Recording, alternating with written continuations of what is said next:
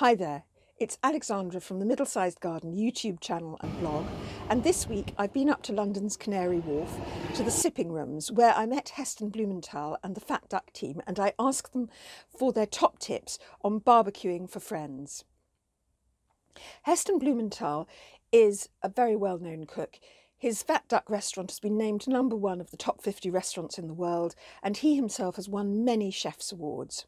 We were up in the Sipping Rooms because he's working with Everdure barbecues and producing a range of barbecues, and particularly the outdoor charcoal oven, the 4K, which is what he was launching on that day. Now, he's as much a scientist as he is a cook, because he's always asking, what are we doing? Why are we doing it? And he's always looking to see if you can do things differently. For instance, pairing foods like caviar and chocolate. For example, on one of the Everdure barbecues, it's a very shallow barbecuing tray because, after all, you don't need loads and loads and loads of charcoal. It's very hot, and just a shallow layer of charcoal can cook your burgers and sausages just as much as a great big deep one. And on the 4K outdoor oven, there are meat probes which are actually attached to the outdoor oven, which means you don't lose them. I know I would lose them. And these meat probes also are connected to your mobile phone with Bluetooth, so your phone can tell you when your meat is done, although that, I have to say, might be a touch too far for me. Heston has always been somebody who does things differently, and certainly after just 5 minutes conversation with him, my whole ideas on how I'm going to give a barbecue have turned upside down completely. He's passionate about plants and about nature and what nature can do for you. So I asked him what we domestic cooks and gardeners should do when we're giving parties in our own garden. Same advice as I give for Christmas. Cooking, doing Christmas, and we entertain at Christmas.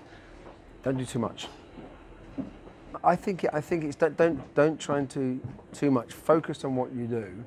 I think historically what people have done, if you sort of connect it to barbecuing, is thinking the more variety you have, the more things you make, the better it's going to be. In fact, go the other way. Just to give less variation, so you can just focus more on what you're serving. That all makes perfect sense to me. After all, when we entertain inside, we don't give people chicken and sausages and burgers and kebabs and steak. We give them chicken, plus perhaps 2 vegetables or a salad or something like that. Certainly, looking at the meal that was prepared for us by the Fat Duck team at the Sipping Rooms, it was literally, there was a pork and then there was a brisket, and it served with a salad. It was very simple. I also spoke to Otto Remmer, who is the head of development for the Fat Duck Group, and I asked him for his tips. And he said the important thing is to plan ahead. And once again, looking at the meal we were served by the Fat Duck team, I could see that the only thing that was being cooked at the time of the party was actually the meat on the barbecue. All the salads and the bread and all the sauces and everything that went with it had all been prepared in advance. And of course, that makes your barbecue much easier to deal with. Otto also reminded me that you have to leave barbecued meat to rest before serving it.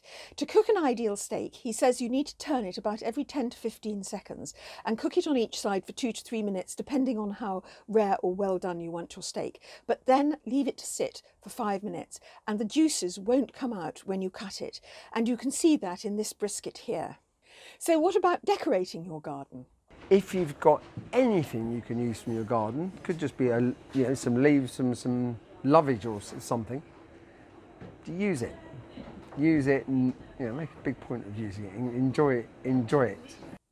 Heston was also meaning to use anything you can for your garden in the meal, even if it's only just some mint in a cocktail or some rosemary. Throw a handful of herbs into the charcoal. That really gives it a lovely herby flavour. But decorating your garden is something that we could all do more of. At the Sipping Rooms, they had a temporary outdoor bar set up for the party, and it was beautifully decorated with flowers and plants, and it really looked lovely. And I think that we sometimes forget to decorate our gardens just the way we would decorate our houses for a party. Heston Blumenthal's last piece of advice will be much easier to follow if you follow all the rest. And remember, you're also meant to be enjoying this yourself. Because too often what people do is they put so much effort in, they spend all day running around, they don't get a chance to enjoy their own garden. And in fact, yeah, gardens are about looking at. They're also what you get in return, you know, the interaction with nature. And they have an energy about them. And so if you're inviting people over for entertaining, be involved. That's what I'd say. There are links to the description below to Heston Blumenthal's Fat Duck, to the Everdure range of barbecues, and to a whole load of barbecue recipes online. And if you've enjoyed this, please do hit like, because then I'll know you want to hear more about living in your garden. And if you haven't subscribed to the Middlesized Garden YouTube channel and blog, we upload on Saturdays with tips, ideas and inspiration for middle-sized gardens, which is less than an acre, 100 feet long, 50 feet long, your garden. Anyway, thank you for watching, and I hope to see you again.